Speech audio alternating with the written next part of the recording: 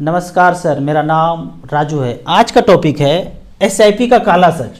काफ़ी सारा यूट्यूब पे इधर उधर देखते होंगे, ऑफिस जाते होंगे, बैंक जाते होंगे, पोस्ट ऑफिस जाते होंगे, तो एसआईपी में पैसा इन्वेस्ट नहीं करना है, ये बहुत ख़राब चीज़ है, ऐसा करके बोलने आते होंगे।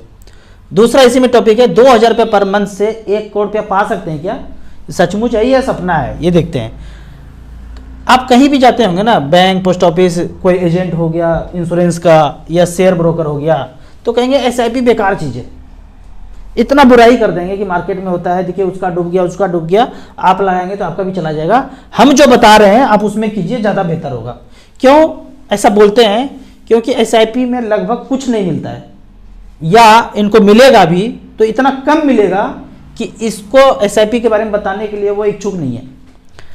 अब ज़्यादातर लोगों को देखेंगे, अगर ऐसा बोलते हैं कि एसआईपी का काला सच, एसआईपी खराब है, तो उनका एक लिंक होगा यूट्यूब पे, बोलेंगे डीमेट खोल लो, चैन सिस्टम बना लो। अभी चैन सिस्टम पे चल रहा है संदीप मैसूरी सर, और दूसरे में उस पर भी आऊँगा। इतना खतरनाक व्यक्ति है ना वो, भूतकाल में सबको इतना डराया।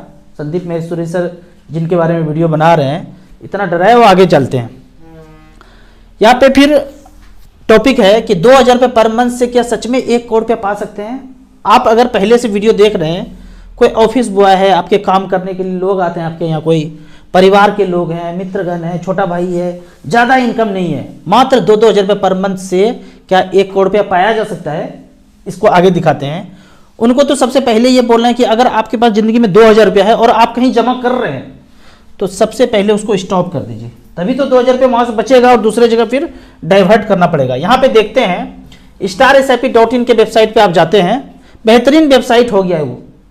म्यूचुअल फंड से रिलेटेड जो भी जानना है, ABCD सब कुछ आपको यहाँ पे मिलेगा। यहाँ पे हमने मिड कैप कैटेगरी सेलेक्ट किया है, सिंस इंसेप्शन सेलेक्ट किया है, जब से शुरू हुआ है कोई फंड, और मात्र 2000 रुपये पर मंथ। तो आपको देखना यह है कि 1999-98 से पहले अगर इतना ज़्यादा समय दिया है तो 2-2 हज़ार रुपये से क्या हुआ है।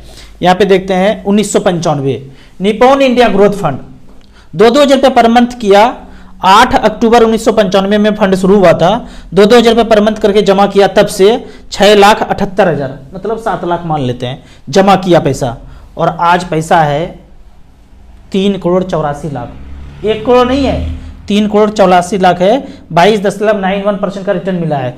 जो चार्ज कटना है, चूर्ज कटना है, फंड मैनेजर को जाना है, एडवाइजर को जाना है, ब्रोकर को जाना है, वो काट के ही आपको दिखाया जा रहा है। ऐसा नहीं कि ये जो मिलेगा तब इसमें काटेंगे, गुलछर्रा उड़ाएंगे, सब कुछ उड़ा के, बॉम्बे में फंड मैनेजमेंट चार्ज कट गया, ब्रोकर चार्ज, सब कुछ कट कुट के 3,84,00,000 हुआ है मात्र 2-2 हज़ार रुपये पर मंथ से। अगर और दूसरे फंड को देखते हैं, 1995 के पहले वाला देखना है। क्यों? टाइम ज़्यादा देंगे तब तो पता चलेगा। 1993 में एक फंड शुरू हुआ था, फ्रैंकलिन इंडिया प्राइमा फंड। कोई भाग नहीं गया, डूब नहीं गया, हेरा नहीं गया। सुनने में नाम विदेशी जैसा लग रहा है, पर मच फंड में ये काम कर रहे हैं तब से। 2-2 हज़ार रुपये पर मंथ किसी ने इस पे भरोसा किया, 7,24,000 जमा किया, 7.5 लाख मान लेते हैं, 3,41,00,000 रुपया हुआ है। इसका आधा भी हो ना तो गरीब से मिडिल क्लास से ऊपर छलांग लगा के चले जाएंगे। 20% का रिटर्न यहाँ पे दिया है। अगर और कोई फंड देखते हैं 1995 के पहले है तो आप सर्च कीजिए, यूट्यूब इसमें जाइए StarSIP.in पे और आप सर्च कीजिए, कोई है तो देखिए।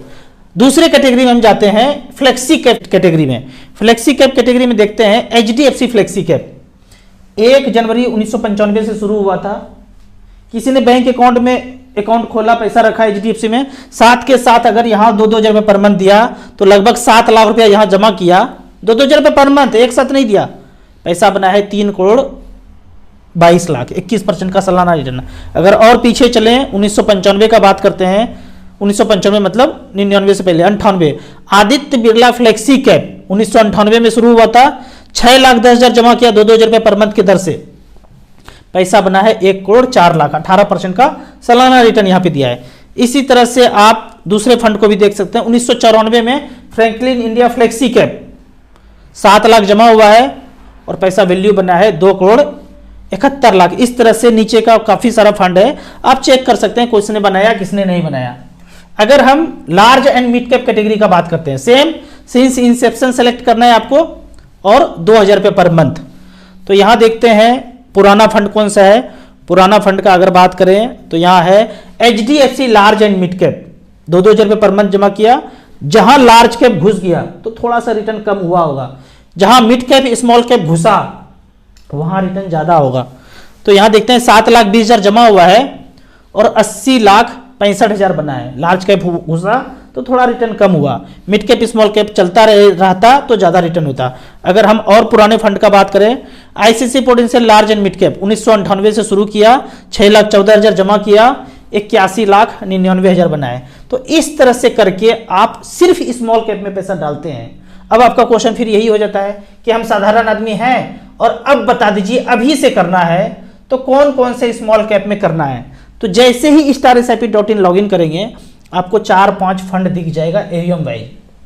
उस 4-5 फंड में 500-500 रुपये का SIP, 2,000 का SIP अगर कर दीजिए। फंड का नाम है Nippon India small cap, AUM देखिए 41,000 crore, HDFC small cap, SBI small cap, axis small cap, एक क्वांट स्मॉल कैप भी काफ़ी अच्छा कर रहा है, उसको जोड़ सकते हैं। 500-500 रुपये से करके 4 फंड में कर दीजिए।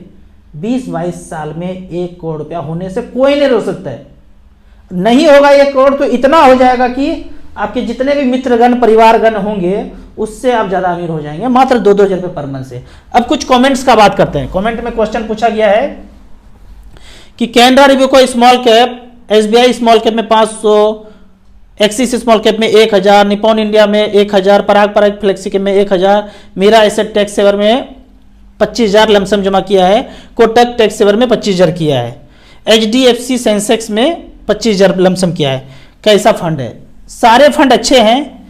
इसको आप चेंज करके HDFC इंडेक्स सेंसेक्स प्लान ना लेके आप स्मॉल कैप 250 इंडेक्स ले लेंगे तो ज़्यादा बेहतर होगा लंबे समय में। बाकी सारे फंड आपके अच्छे हैं। अगला कमेंट्स है, आज मैंने एक्सिस स्मॉल कैप में 65,000 रुपया का लमसम किया।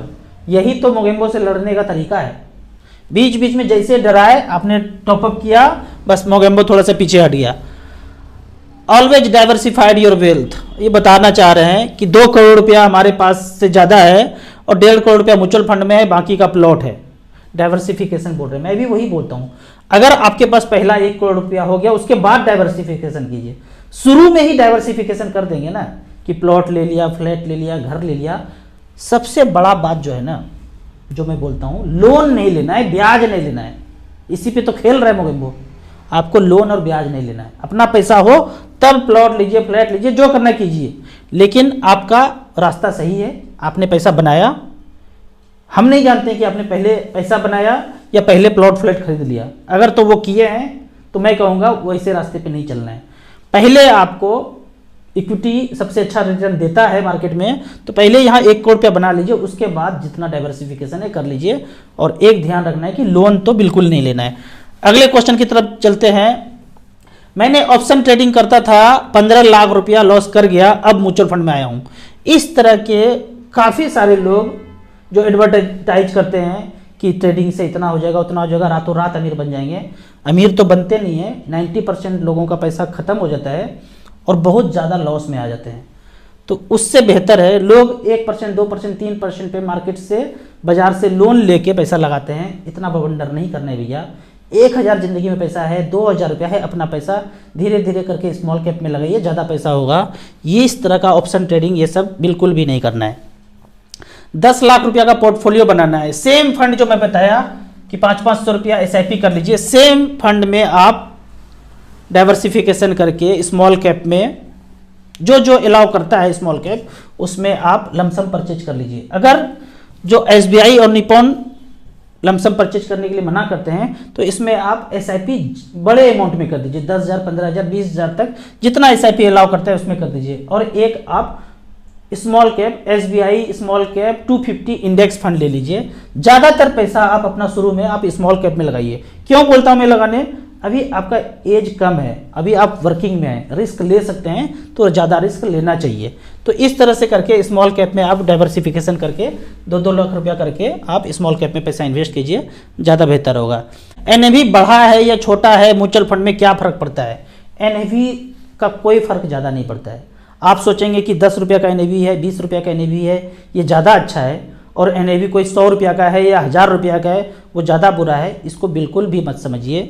एनएवी से कोई मतलब नहीं है, परफॉर्मेंस से मतलब है। उदाहरण के तौर पे एक लोहा है, लोहे का टुकड़ा है, ये 100 रुपये में मिलता है, तो क्या ये सस्ता है या महंगा है? आपको लगेगा महंगा है, तो दुकानदार इसको 10-10 रुपया करके 10 टुकड़ों में बांट दिया, अब कहेगा कि 10-10 रुपया का है, तो क्या ये एनएवी 10 रुपया का सस्ता हो गया? आप कहेंगे कैसे सस्ता हो गया, उतना ही टुकड़ा कर दिया। ठीक उसी तरह जो 10 रुपये का एनएवी आप देखते हैं वो उतने ही रेशियो में टुकड़ा किया हुआ है। और कोई 1000 रुपया का है तो इतना बड़ा रॉड है, 1000 रुपये में इतना बड़ा रॉड दिया जा रहा है और 10-10 रुपये में इतना इतना बड़ा रॉड दिया जा रहा है। मतलब आप 1000 रुपया लगाएंगे तो 1000 रुपया 50 कंपनी में गया तो उतने उतने रेशियो में 1000 रुपया उस कंपनी में चला गया। और 10 रुपया का एक यूनिट है तो 10 रुपया 50 कंपनी में जाएगा तो 1 पैसा 2 पैसा 3 पैसा ही जाएगा। एनएवी का कोई मतलब नहीं है। ज़्यादा गणित समझ में नहीं आ रहा है, धीरे धीरे बाद में समझ में आएगा। जिनको मैथ में कम नंबर है, पिछला बेंच पे बैठते थे, सब कुछ एक बार में समझ में नहीं आएगा। फकैती किए थे पढ़ने में तो बाद में समझ में आएगा। देखना आपको है परफॉर्मेंस, 10 साल 15 साल 20 साल सिंस इंसेप्शन किसने सबसे ज़्यादा रिटर्न दिया है, किसमें सबसे ज़्यादा एयूएम है, वहाँ आपको घुसना है, एनएवी को नहीं देखना है। मेरा एक क्वेश्चन है, नॉमिनी का नाम कैपिटल लेटर में लिखें या स्मॉल लेटर में लिखें? अब इसमें तो बड़ा बेहतरीन क्वेश्चन है ये। आपकी बीबी जी अगर सुंदर है तो स्मॉल लेटर में लिखना है, अब बहुत ज़्यादा सुंदर है फिर कैपिटल लेटर में लिखना है। एक और क्वेश्चन है कि आपकी वाइफ सामने में खड़ी है तो कैपिटल लेटर में सुंदर लेटर में लिखना है, नहीं है तो जैसे तैसे लिख दीजिए। हमारे साथ एक बार हुआ कि ये जी हमारा नाम ऐसे लिख दिया, आप कैसे कैसे कैसे लिख दिए, समझ भी नहीं आ रहा है। ऐसे नहीं, अगर साथ में हो तो कैपिटल लेटर में, दूर हो कहीं हो तो जैसे मैंने तैसे, मतलब ऐसा लिख देना है कि एमसी वाले को, डाटा एंट्री करने वाले को समझ में आ जाए। वैसे आप कैसे भी लिखिए, हमारे समझ से कैपिटल लेटर में लिखिए, कर्सिव में स्मॉल में नहीं लिखिए। हम जब भी एप्लीकेशन भरते हैं, कोई भी नॉमिनी का तो नाम छोड़िए, कोई भी एप्लीकेशन आप भरते हैं कैपिटल लेटर में ही लिखना है। खोपड़ी में घुसा लीजिए, ब्लैक इंक हो तो वो ज़्यादा अच्छा है। अगला क्वेश्चन है, राजू सर नमस्कार, हम म्यूचुअल फंड में मॉर्निंग में पैसा डालें और किस दिन एनएवी मिलेगा? ये क्वेश्चन है कि अभी पैसा डालें तो किस दिन मिलेगा। आज अगर आप 3 बजे के पहले खरीदे हैं तो आपको सेम डे एनएवी मिल जाएगा, यदि पैसा नेट बैंकिंग से नॉर्मली करते हैं, या फिर काफ़ी ज़्यादा बवंडर है इसमें, कभी 2 दिन के बाद भी मिलता है, कभी 3 दिन के बाद मिलता है। नियम यह है कि आपने जब पैसा ट्रांसफ़र किया, हर स्कीम का अपना अकाउंट होता है, बैंक अकाउंट होता है, उस अकाउंट में आपका पैसा जिस दिन जाएगा उस दिन एनएवी मिलेगा। तो बहुत सारे केस में मान लीजिए मेरा एक्सिस में अकाउंट है और स्कीम फंड का भी एक्सिस में अकाउंट है और हमने नेट बैंकिंग से ट्रांसफर किया, सेम डे फंड में चला गया और 3 बजे से पहले परचेज किए हैं तो सेम डे परचेज माना जाएगा। लेकिन यदि कोई ऐसा बैंक है जहां 3 दिन के बाद 2 दिन के बाद पैसा जा रहा है तो 2 दिन के बाद ही एनएवी होगा। लेकिन रिडेम्पशन के केस में यदि आप रिडीम करते हैं, 3 बजे के पहले रिडीम करते हैं तो सेम डे का एनएवी मिलेगा। और सेम डे का एनएवी रात के 9 बजे डिक्लेयर रहता है बाबूजी। ऐसे नहीं कि 3 बजे खबड़ खबड़ किए, खटखुट रिडीम किया और कौन सा एनएवी दिख रहा है, तो 3 बजे एनएवी तो पिछले दिन का दिखता है, उस एनएवी से नहीं मिलेगा। आज जब 3 बजे से पहले किए रिडीम, रात के 9 बजे जो एनएवी दिखेगा, कैसे दिखेगा? आज मार्केट बढ़ा है तो थोड़ा सा बढ़ा हुआ दिखेगा, गिरा है तो गिरा हुआ दिखेगा। तो आज जो 9 बजे रात में एनएवी डिक्लेयर होगा उस रेट से आपका रिडीम्शन माना जाएगा, या परचेज किए हैं तो परचेज भी 9 बजे रात में जो होगा उसी रेट से माना जाएगा।